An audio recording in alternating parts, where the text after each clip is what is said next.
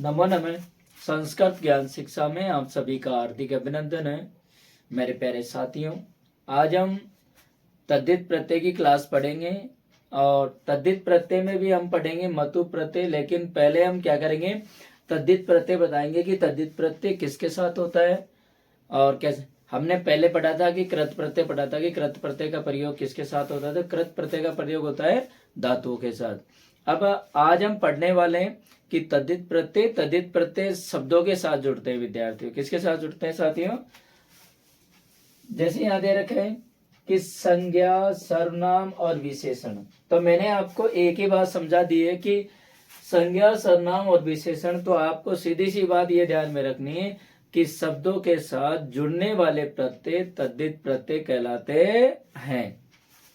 देखना विद्यार्थियों, यह दे रखा है कि मतु प्रत्यय। मतु प्रत्यय वह, इसका है अथवा वाला, इन अर्थों में मतु प्रत्यय होता है। मतु प्रत्यय का मत शेष रहता है। क्या शेष रहता है? मत शेष रहता है। और उ और पै, यानी जो ये उ है और ये पै, इसकी क्या हो जाएगी? इत्संज्ञा हो जाएगी, यानी लोप हो जाएगा। इस प्रत्यय से बने शब्द पुल्लिंग में भगवत शब्द की तरह चलेंगे और स्त्रीलिंग में नदी शब्द, नपुंसक लिंग में जगत शब्द की तरह चलते हैं। हमें याद रखना है, जैसे एक और ध्यान में रखना कि मतु प्रत्यय में पुल्लिंग में तो क्या होता है? वान और मान। स्त्रीलिंग में क्या होता है?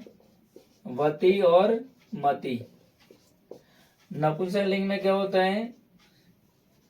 वत और मत। अब यहाँ रस प्लस मतुप है, तो मैंने आपको बताया था कि मत शेष रहता है, लेकिन इसमें क्या होता है कि पुल्लिंग और स्त्रीलिंग में वान और मत होता है। तो यहाँ रस के साथ में कौन सा लगेगा? वान लगेगा। तो क्या बनेगा? रसवान। पुल्लिंग में रसवान, स्त्रीलिंग में रसवती और नपुंसकलिंग में रसवत। जैसे गुण है तो क्या बन जाएगा? गुणवान। पुल्लिंग में गुणवान, स्त्रीलिंग में गुणवती, नपुंसकलिंग में गुणवत। भाग्य है तो क्या हो जाएगा? भाग्यवान। भाग्यवान, भाग्यवती, भाग्यवत। श्री है तो श्री का क्या हो जाएगा? अब श्री के साथ में क्या जुड़ेगा? मान जुड़ेगा। तो क्या बनेगा? श्रीमान, श्रीमती, श्रीमत। यानी पुल्लिंग में श्रीमान होगा और स्त्रीलिंग में श्रीमती और नपुंसकलिंग में क्या बनेगा? श्रीमत। बुद्धि है तो क्या बन जाएगा? बुद्धिमान,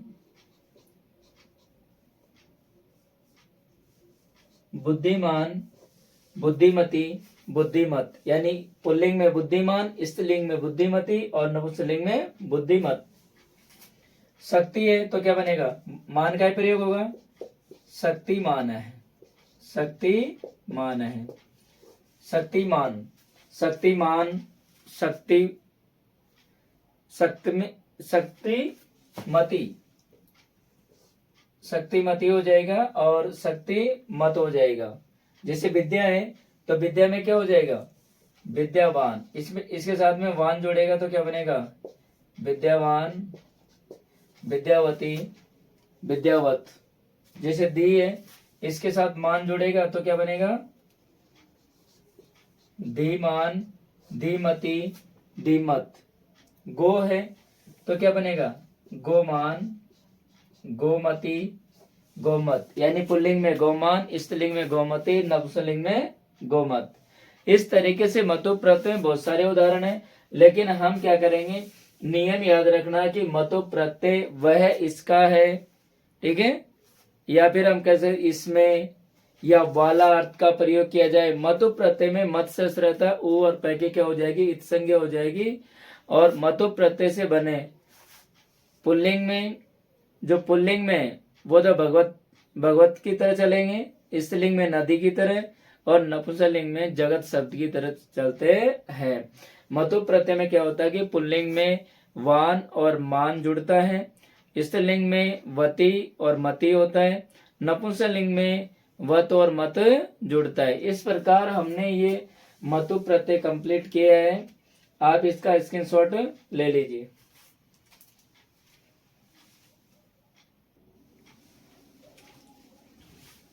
अब हम बात करते हैं दोस्तों त्वय और तल प्रत्यय। क्या करते हैं? त्वय और तल प्रत्यय।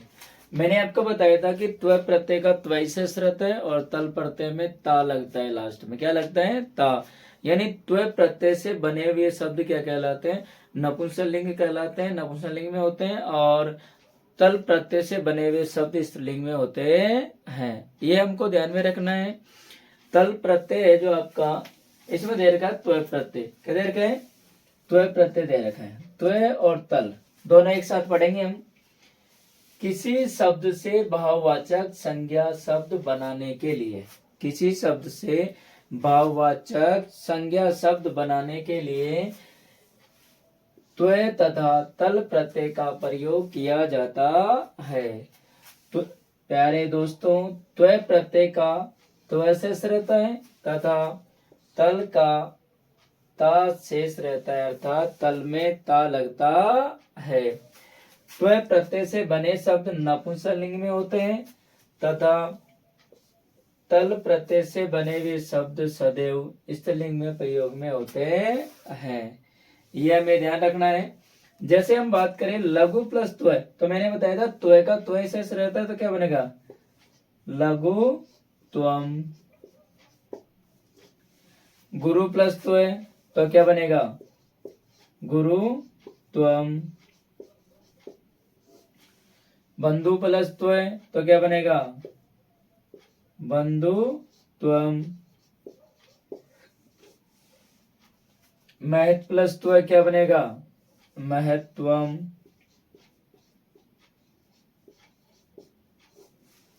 देव प्लस त्वय तो क्या बन जाएगा? देवत्वम। मनुष्य प्लस त्वय तो क्या बनेगा? मनुष्यत्वम। पशु प्लस त्वय क्या बनेगा? पशुत्वम। कृष्ण प्लस त्वय कृष्णत्वम। कृष्णत्वम। आगे हम बात करें चतुर प्लस त्वय तो क्या बनेगा? चतुर्त्वम। जन प्लस त्वय तो क्या बनेगा? जनत्वम। निपुण प्लस त्वय क्या बनेगा? निपुणत्वम। कवि प्लस त्वय क्या बनेगा? कवित्वम। कृष प्लस त्वय क्या बनेगा? कृषत्वम। दीर्घ प्लस त्वय दीर्घत्वम। पटु प्लस त्वय पटुत्वम।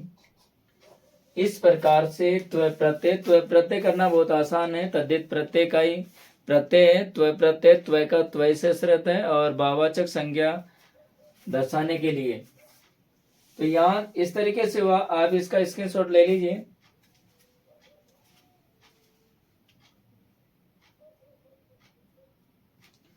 आपने स्क्रीनशॉट ले लिया होगा प्यारे दोस्तों। अब हम बात करते हैं इसमें तल प्रत्यय ऐड करते हैं। क्या ऐड करते हैं? तल प्रत्यय ऐड करते हैं।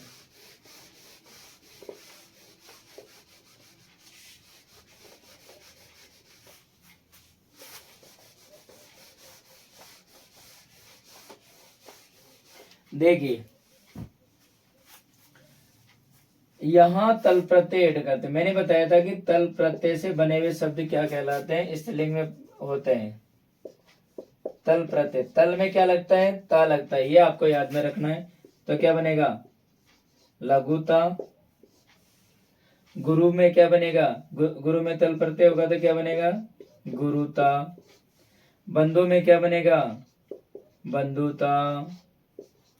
यानी कहने का मतलब ये है कि आपका कि त्वय प्रत्यय का त्वय शेष रहता है और तल प्रत्यय का ता शेष रहता है, अर्थात ता लगता है। त्व प्रत्यय से बने हुए शब्द नपुंसकलिंग में होते हैं और तल प्रत्यय से बने हुए शब्द स्त्रीलिंग में होते हैं। जैसे महत प्लस त्व है तो क्या बनेगा?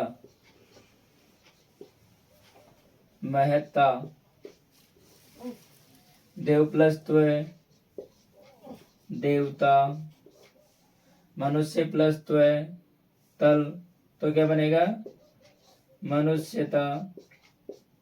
आपको क्या रखना, जैसे गुरु प्लस तल गुरुता, बंधु प्लस तल बंधुता, महत प्लस तल महता, देव प्लस तल देवता, मनुष्य प्लस तल मनुष्यता और पशु प्लस तल क्या बनेगा? पशुता। कृष्ण प्लस तल क्या बनेगा? कृष्णता। चतुर प्लस तल क्या बनेगा? चतुरता। जन प्लस तल जनता। निपुण प्लस तल निपुणता और कवि प्लस तल कविता। कृष प्लस तल कृषता और दीर्घ प्लस तल दीर्घता। पटु प्लस तल तो क्या बनेगा? पटुता। इस तरीके से हमने त्व और तल प्रत्यय कंप्लीट किया। पहले मतुब किया और उसके बाद में तद्धित प्रत्यय का त्व और तल प्रत्यय भी कंप्लीट किया। आप देख लीजिए विद्यार्थियों, स्क्रीनशॉट ले लीजिए एक बार इसका।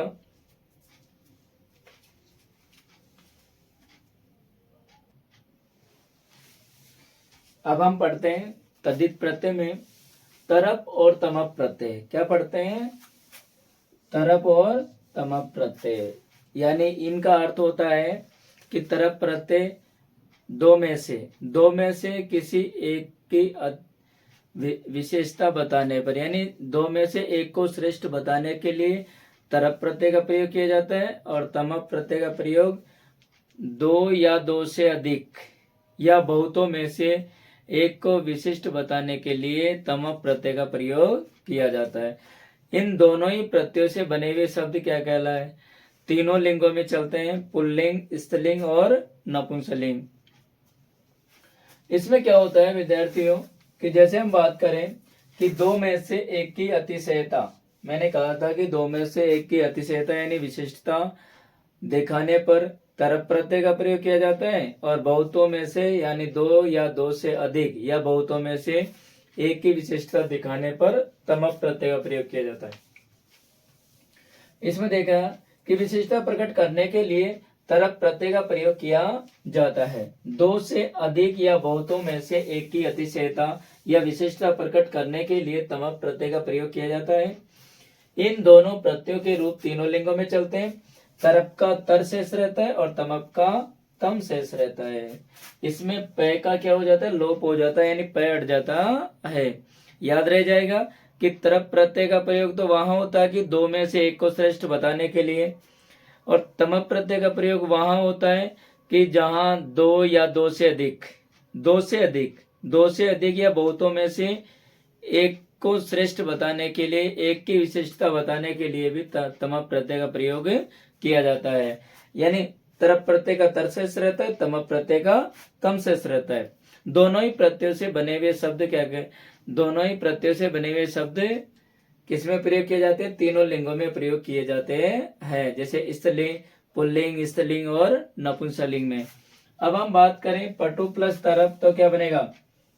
देखना दोस्तों, पटुतर। पुल्लिंग में तो पटुतर है, स्त्रीलिंग में पटुतरा और नपुंसकलिंग में पटुतरम। तो क्या बनेगा? लघु, लघुतर, सुंदर, सुंदरतर, सुंदर, सुंदरतर,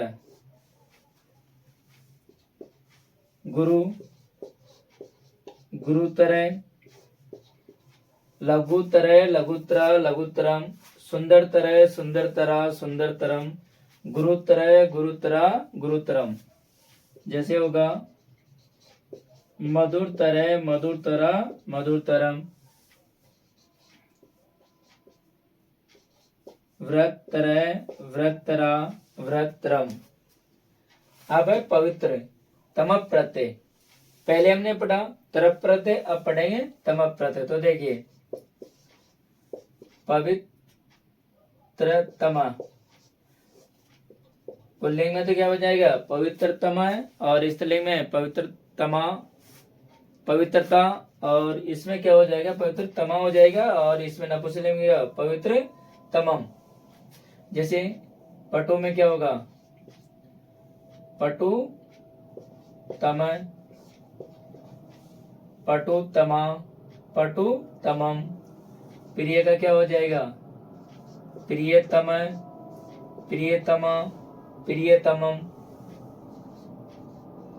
उच्चतम, उच्चतमा, उच्चतमम। निम्नतम, निम्नतमा, निम्नतमम। लघु,